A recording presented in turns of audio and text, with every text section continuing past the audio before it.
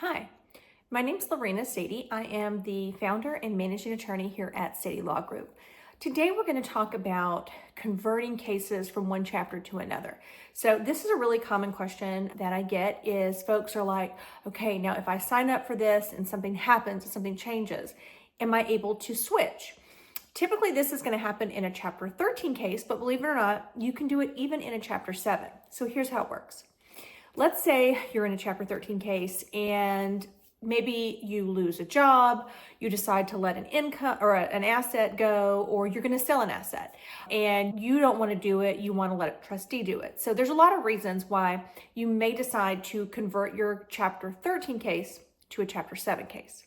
So if that happens, the good news is Chapter 13 to 7 is relatively easy in that we don't have to schedule a court hearing, at least here in the Northern District of Georgia.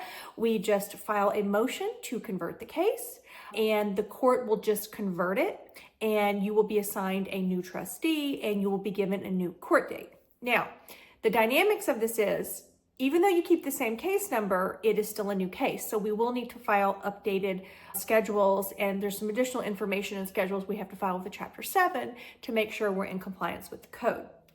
The other thing you'll have to understand is if you do convert your case, you're going to have a new 341 meeting of creditors because this is a new trustee. They're going to look at your assets. And so this will be something that you'll have to do. So I guess, yes, it could be a little repetitive if you've already done it before, but this is what you can do if you do need to convert. Now, another situation where conversion will come up is if you file a Chapter 7 bankruptcy, and I see this a lot with pro se people who they didn't know what they were doing. They filed a Chapter 7 case, but they have property. And now they get a notice from the trustee that the trustee is going to sell their property because they basically filed the wrong chapter, didn't know what they were doing. We have a great bench. Our judges don't like to see anybody lose their home. And so they will give folks the opportunity, if they would like to try to go to Chapter 13 to save their home, they can do that, and or whatever asset maybe isn't protected.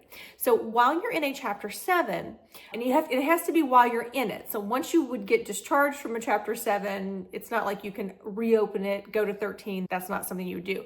But if you get in a situation where you're in a Chapter 7 and you want to go to Chapter 13, you can actually do that. And the way we do it is we have to file a motion to convert the case from Chapter 7 to Chapter 13. Now, on this type of conversion, there is going to be a hearing. So this hearing does have to be scheduled. And depending on the situation of your case, the trustee may oppose it, the trustee may not oppose it.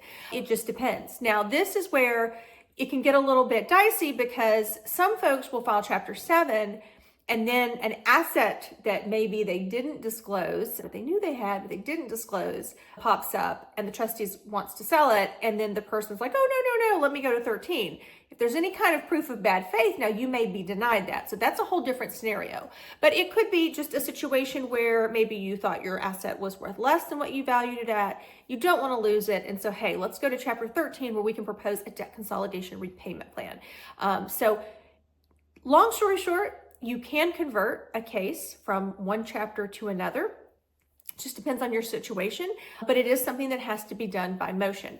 And one thing I always like to tell my clients is, bankruptcy is flexible. And I think, most attorneys that you're going to consult with will tell you, okay, if something comes up, let me know, because there's things that we can do. There's motions we can file. Now, if you can't make your payments like that in a 13, maybe just for a little bit, we can get a suspension. But for the most part, you're still going to have to make your payments, things like that, if you're in a 13. But in terms of conversion, yeah, you can convert. Again, you just have to make sure that you're reviewing everything with your attorney before you do it.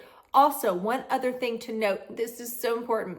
I'll get a lot of folks that they couldn't file a Chapter 7. They were not eligible for a Chapter 7 at the time they filed their Chapter 13.